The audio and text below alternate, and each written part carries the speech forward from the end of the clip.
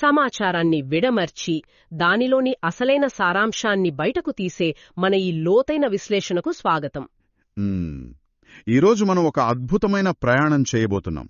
అంటే పాత పుస్తకాల గురించిన కేవలం ఒక సాధారణ చారిత్రక పాఠం కాదిది. ఖచ్చితంగా కాదు. ఇది చాలా భిన్నమైనది. అవును. హైదరాబాదులోని శ్రీ గాయత్రి జ్యోతిష్ విద్యాపీఠం వారు అందించిన పత్రాలు మన నేటి విశ్లేషణకు మూలాధారాలు. వాళ్ళు ఇచ్చిన అంశమేంటంటే పురుషోత్తమ యొక్క దైవిక ప్రాముఖ్యత మరియు అందులోని ఉత్తమ అనే భావన.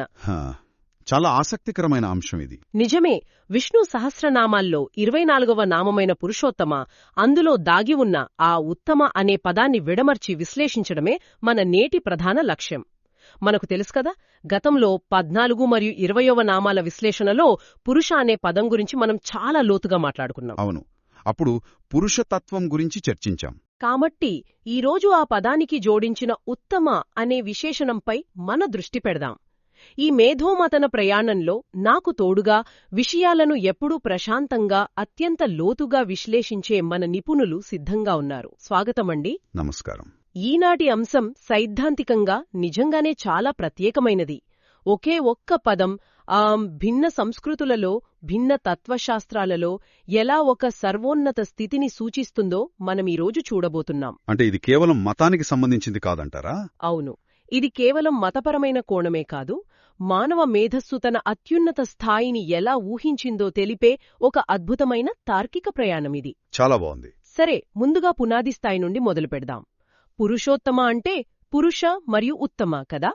మన దైనందిన జీవితంలో ఉత్తమ అంటే బెస్ట్ లేదా అత్యుత్తమమైనది, సరిసాటి లేనిది అని అర్థం చేసుకుంటాం. అవును, సాధారణ వాడుకలో అర్థం అదే. మరి తత్వశాస్త్రం ప్రకారం, ముఖ్యంగా వైష్ణవ సంప్రదాయంలో దీని ప్రాముఖ్యత ఏమిటో ముందుగా వివరిస్తారా? తప్పకుండా. మనం గమనించాల్సిన మొదటి కోణం వైష్ణవ తత్వం. ఇక్కడ శ్రీ మహావిష్ణువును సర్వోన్నత దేవుడిగా భావిస్తారు. కాబట్టే ఆయన్ను పురుషోత్తముడు అంటారు. మన మూలపత్రాలు స్పష్టంగా చెబుతున్నదేంటంటే, శ్రీమద్భాగవతం ప్రకారం విష్ణువుకు 24 రూపాలున్నాయి. ఆహా, వీటినే చతుర్వింశతి మూర్తి అనంటారు కదా. కరెక్ట్. ఆ 24 రూపాల్లో పురుషోత్తమ మూర్తి అనేది ఒకటి. ఈ రూపంలో ఆయన తన అర్ధాంగి అయిన లక్ష్మీదేవితో కలిసి ఉంటారు. అయితే పత్రాలలో ఒక ఆసక్తికరమైన విషయముంది. లక్ష్మీదేవిని ఇక్కడ వసుధ అనే పేరుతో ప్రస్తావించడం జరిగింది. వసుధ అంటే ఇది దేవుని యొక్క ఒక నిర్దిష్టమైన రూపాన్ని సూచించడానికి వాడిన పదమన్నమాట. అవును. సృష్టిని నడిపించే ఒక సంపూర్ణమైన శక్తి స్వరూపంగా ఈ రూపాన్ని వైష్ణవం ఆరాధిస్తుంది. సరే, ఇక్కడే ఒక ఊహించని మలుపుంది కదా. ఈ పదం కేవలం విష్ణువుకే పరిమితం కాలేదనే విషయం నిజంగా ఆశ్చర్యం కలిగిస్తుంది. నిజమే. ఇక్కడే మన అధ్యయనం మరింత ఆసక్తికరంగా మారుతుంది. మనం శైవతత్వశాస్త్రం వైపు వెళ్తే అక్కడ కారణ ఆగమమనే ఒక ప్రాచీన గ్రంథముంది. కారణ ఆగమం, అందులో ఈ పదాన్ని ఎలా వాడారు? దాని ప్రకారం ఉత్తమ అంటే ఒక దైవిక రూపం కాదు, అది శాశ్వతమైన ఆనందాన్ని ప్రసాదించే అత్యున్నత ఆరాధన అని వివరిస్తుంది. ఆరాధన అంటే ఇదొక పూజా విధానమా లేక అంతర్గత అనుభవమా? ఇది అంతర్గతంగా సాధకుల్లో జరిగే పరిణామం. పూజ అంటే కేవలం బాహ్యకర్మ కాదు కదా. అలాగే కిరణతంత్ర అనే మరో గ్రంథంలో కూడా దీని ప్రస్తావన ఉంది. అందులో సాక్షాత్తు గరుత్మంతుడు శివుణ్ణి ఒక ప్రశ్న అడుగుతాడు. గరుత్మంతుడు శివుణ్ణి అడగటం చాలా ఆసక్తికరం. దేని గురించి అడిగాడు? సర్వోన్నతమైన సిద్ధిని పొందడానికి అవసరమైన మార్గమేమిటి అని. అప్పుడు శివుడు సమాధానమిస్తూ అది అత్యంత క్లిష్టమైన రుద్రవ్రతమని చెబుతాడు.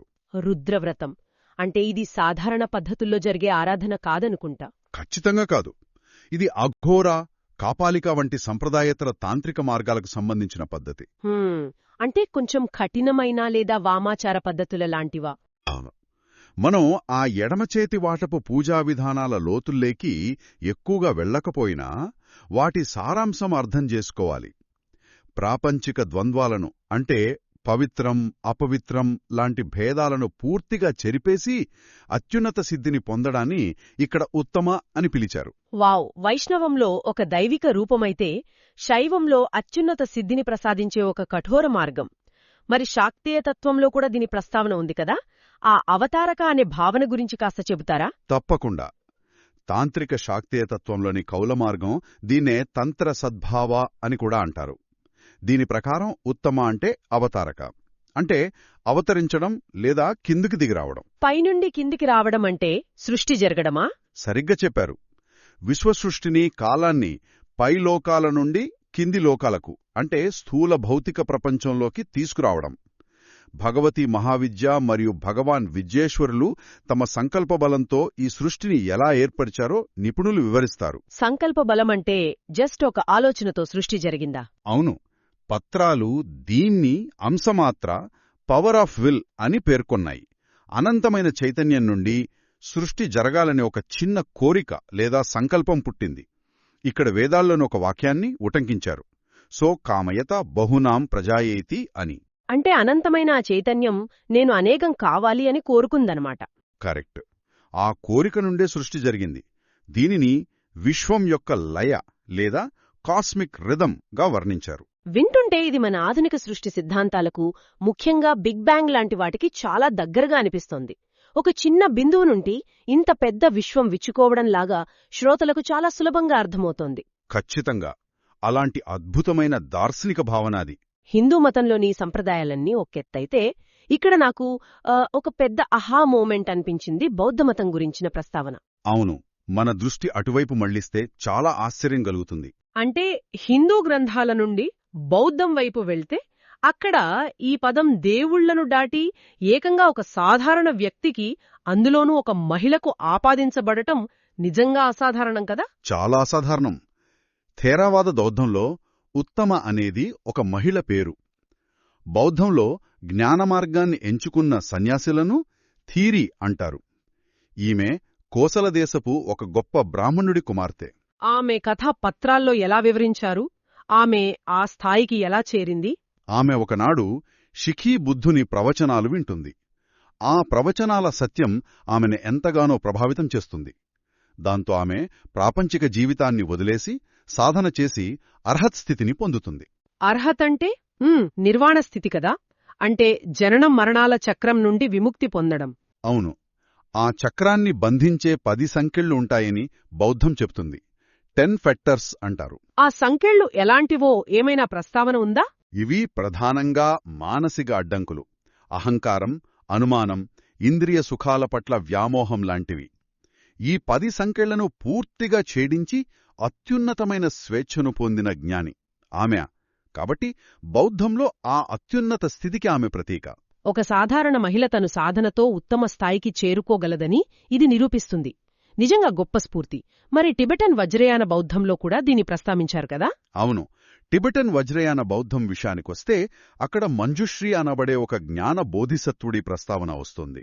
మంజుశ్రీ. ఈయన ప్రత్యేకతేంటి? ఆయన కేవలం మనుషులకే కాకుండా జంతువులకు, పక్షులకు, దేవతలకు కూడా జ్ఞానబోధ చేసేవారట. ఆ సర్వోన్నత జ్ఞానమే తర్వాత మన గౌతమ బుద్ధునికి చేరిందని నిపుణులు విశ్లేషిస్తున్నారు. వావ్! అంటే ఇక్కడ ఆ సర్వోన్నత జ్ఞానాన్ని దేవతలను ఉత్తమగా పిలుస్తారన్నమాట. ఖచ్చితంగా. జ్ఞానమే ఉత్తమమైన స్థితి ఇక్కడ. సృష్టి సంకల్పంగా, బౌద్ధంలో నిర్వాణంగా, ఇన్ని భిన్నమైన అర్థాలు కదా? దీని అసలు సారాంశమేమిటి? వీటన్నిటినీ ఒకే త్రాటిపైకి తెచ్చే ప్రయత్నమేమైనా జరిగిందా? చాలా చక్కటి ప్రశ్న వేశారు. వీటన్నిటినీ సంశ్లేషణ చేయటానికి శ్రీ ఆదిశంకరాచార్యుల విష్ణు సహస్రనామ వ్యాఖ్యానం మనకు మార్గనిర్దేశం చేస్తుంది.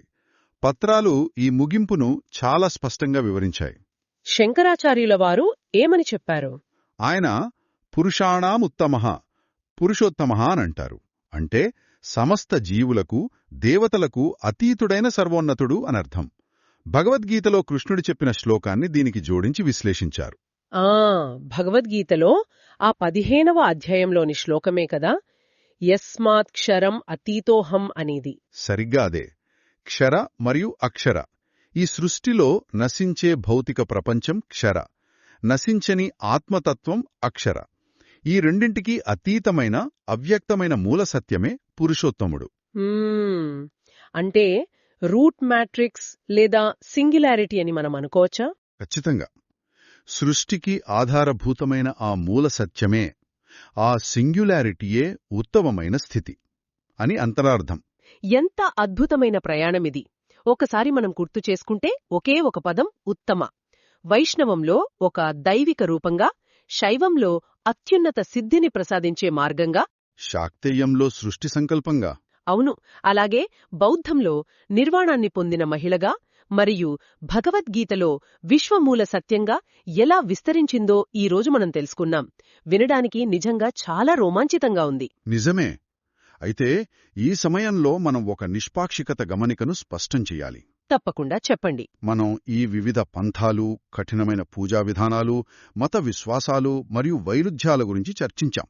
కాని ఇదంతా కేవలం సమాచార అవగాహన కోసం మాత్రమే. అంటే ఎవరి పక్షం వహించడం మన ఉద్దేశం కాదనమాట.